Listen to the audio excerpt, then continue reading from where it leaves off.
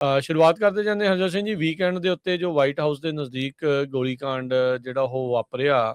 ਨੈਸਰੀ best 21 ਸਾਲਾਂ ਦਾ ਜਿਹੜਾ ਇੱਕ ਬੰਦਾ, ਉਸਨੇ ਵਾਈਟ ਹਾਊਸ ਦੇ ਨਜ਼ਦੀਕ ਜਾ ਕੇ ਆਪਣੀ ਝੋਲੀ ਦੇ ਵਿੱਚੋਂ ਬੰਦੂਕ ਕੱਢ ਕੇ ਗੋਲੀकांड ਕਰਨ ਦਾ ਜਿਹੜਾ ਉਹ ਕੋਸ਼ਿਸ਼ ਕੀਤੀ, ਜਿਸ ਤੋਂ ਬਾਅਦ ਦੇ ਵਿੱਚ ਜਿਹੜੀ ਸੀਕਰਟ ਸਰਵਿਸ ਆ ਉਹਨਾਂ ਨੇ ਜਵਾਬੀ ਕਾਰਵਾਈ ਕਰਦੇ ਹੋਏ ਉਸ ਦੇ ਉੱਤੇ ਵੀ ਜਿਹੜੀ ਉਹ ਸ਼ੂਟ ਕੀਤਾ, ਤੇ ਕਹਿੰਦਾ ਵੀ ਜਿਹੜਾ ਸ਼ੂਟਰ ਆ ਉਸ ਨੂੰ ਬਾਅਦ ਦੇ ਵਿੱਚ ਮਾਰ ਮੁਕਾਇਆ ਗਿਆ ਹੈਗਾ ਆ। ਇਹ ਜਿਹੜਾ ਸ਼ੂਟਰ ਆ ਉਸ ਦੇ ਬਾਰੇ ਇਹ ਪਤਾ ਲੱਗਾ ਆ, ਕਹਿੰਦੇ ਵੀ ਉੱਦਾਂ ਤਾਂ ਉਹਦੇ ਕਲੋਜ਼ੈਸਟ ਫਰੈਂਡਸ ਤੋਂ ਵੀ ਇਹਦਾ ਕੰਟੈਕਟ ਟੁੱਟ ਚੁੱਕਾ ਸੀਗਾ 21 ਸਾਲਾਂ ਦੇ ਬੈਸਟ ਨਾਂ ਦੇ ਇਸ ਬੰਦੇ ਦਾ। ਤੇ ਕਹਿੰਦੇ ਵੀ ਇਹ ਆਪਣੇ ਆਪ ਨੂੰ ਜੀਸਸ ਕ੍ਰਾਈਸਟ ਮੰਨਣ ਲੱਗ ਗਿਆ ਸੀਗਾ, ਵੀ ਕਹਿੰਦਾ ਵੀ ਮੈਂ ਹੀ ਜਿਹੜਾ ਜੀਸਸ ਕ੍ਰਾਈਸਟ ਹੈਗਾ ਆ। ਤੇ ਇਸ ਤਰੀਕੇ ਦੇ ਨਾਲ ਬਾਲਟੀਮੋਰ ਕਾਉਂਟੀ ਦੇ ਵਿੱਚ ਮੈਰੀਲੈਂਡ 'ਚ ਡੰਡਾਲਕ ਹਾਈ ਸਕੂਲ ਦਾ ਇਹ ਜਿਹੜਾ ਉਹ ਗੱਲਾਂ ਉੱਥੇ ਦਾ ਇਹ ਜਿਹੜਾ ਉਹ ਪੜ੍ਹਿਆ ਸੀਗਾ, ਟਰੈਕ ਰਨ ਕਰਦਾ ਹੁੰਦਾ ਸੀਗਾ। ਤੇ ਕਹਿੰਦੇ ਵੀ ਇੱਕ ਰੋਂਗ ਟਰਨ ਤੋਂ ਬਾਅਦ ਦੂਜੀ ਰੋਂਗ ਟਰਨ ਇਹਦੀ ਹੁੰਦੀ ਗਈ, ਤੇ ਬਾਅਦ ਦੇ ਵਿੱਚ ਇਹ ਇੱਥੇ ਤੱਕ ਜਿਹੜਾ ਉਹ ਆਣ ਪਹੁੰਚਿਆ।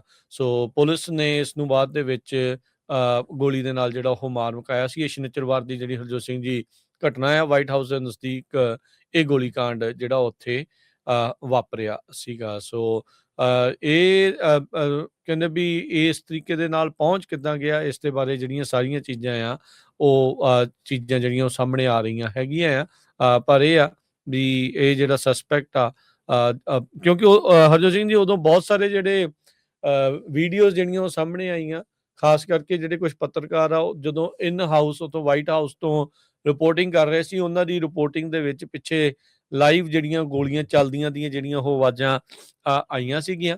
ਸੋ ਇਸ ਨੂੰ ਜਿਹੜਾ ਉਹ ਮਾਰ ਮੁਕਾਇਆ ਗਿਆ ਆ। ਸੋ ਟ੍ਰੈਸ ਪਾਸਿੰਗ ਕਰਨ ਦੀ ਜਿਹੜੀ ਇਸ ਦੀ ਕੋਸ਼ਿਸ਼ ਸੀ, ਪਰ ਟ੍ਰੈਸ ਪਾਸਿੰਗ ਕਰਦੇ ਕਰਦੇ ਹਰਜੋਤ ਸਿੰਘ ਜੀ ਇਸ ਨੇ ਜਿਹੜੇ ਗੋਲੀकांड ਨੂੰ ਅੰਜਾਮ ਦਿੱਤਾ। ਇਨਫੈਕਟ ਇਹ ਪਹਿਲਾਂ ਵੀ ਇੱਕ ਵਾਰੀ ਵਾਈਟ ਹਾਊਸ ਦੇ ਵਿੱਚ ਦਾਖਲ ਹੋਣ ਦੀ, ਟ੍ਰੈਸ ਪਾਸ ਕਰਨ ਦੀ ਇਸ ਨੇ ਜਿਹੜੀ ਉਹ ਕੋਸ਼ਿਸ਼ ਜਿਹੜੀ ਉਹ ਕੀਤੀ ਸੀਗੀ। ਇਹ ਕਹਿੰਦੇ ਵੀ ਸੀਕਰਟ ਸਰਵਿਸ ਚੈੱਕ ਪੁਆਇੰਟ ਦੇ ਉੱਤੇ ਹੁਣ ਜਿਹੜਾ ਇਸਨੇ ਆਪਣੇ ਬੈਗ ਦੇ ਵਿੱਚੋਂ ਜਦੋਂ ਬੰਦੂਕ ਕੱਢੀ, ਗਨ ਪੁੱਲ ਕਰ ਲਈ, ਤਾਂ ਉਸ ਦੇ ਵੱਲ ਨੂੰ ਕਈ ਗੋਲੀਆਂ ਜਿਹੜੀਆਂ ਫਿਰ ਜਿਹੜੀਆਂ ਚਲਾਈਆਂ ਗਈਆਂ, ਜਿਸ ਤੋਂ ਬਾਅਦ ਇਸ ਨੂੰ ਉੱਥੇ ਹੀ ਢੇਰ ਕਰ ਦਿੱਤਾ ਗਿਆ ਤੇ ਉਸ ਨੂੰ ਜਿਹੜਾ ਉਹ ਮਾਰ ਦਿੱਤਾ ਗਿਆ।